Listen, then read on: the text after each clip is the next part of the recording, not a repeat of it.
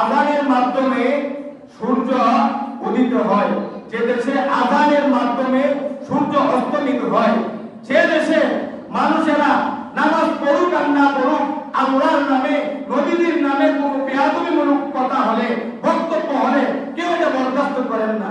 আমরা যারা এখানে আছি, আমাদের প্রত্যেকেরই দাবি হলো যে আমরা ইসকন নামক জঙ্গি সংগঠন এটা আমরা নিষিদ্ধের দাবি জানাচ্ছি। ধৈর্যের একটা ভাগ আছে, দিনদার হিসাবে, ইমানদার হিসাবে আমরা ধৈর্যের সাথে বিভিন্ন জায়গায় বিভিন্ন আলেম ওলামারা দাবি জানাচ্ছে, ভদ্রতার সাথে দাবি জানাচ্ছে, আমরা ভদ্রতার সাথে দাবি জানিয়ে যাচ্ছি এবং এই আশা ব্যক্ত করতেছি আমাদের আশেপাশে ইসকন নামের যারা সদস্যরা বসবাস করতেছে, আমাদের কোমলমতি মুসলমানের বাচ্চা, ছোট ছোট বাচ্চারা স্কুলে পড়ে, তাদেরকে প্রসব খাওয়ায়।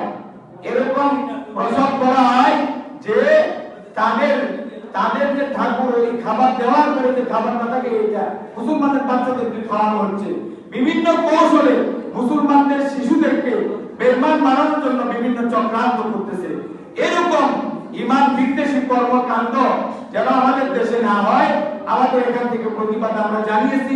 আল্লাহ পাক যেন আমাদেরকে ভাষার মাধ্যমে এবং জবানের মাধ্যমে এই মহল্লায় যেন কেউ যেন বেঈমানি কর্মকাণ্ডের সাথে জড়িত না থাকে, আমরা প্রত্যেকেই যেন আল্লাহ পাকের সঠিক বান্দা, সালিম বান্দা হয়ে যেন মৃত্যুবরণ করতে পারি, সেই তৌফিক আল্লাহ পাক আমাদেরকে যেন দান করেন। আমরা বলি আমিন। সুন্দর করে আমরা বাকি যারা আছে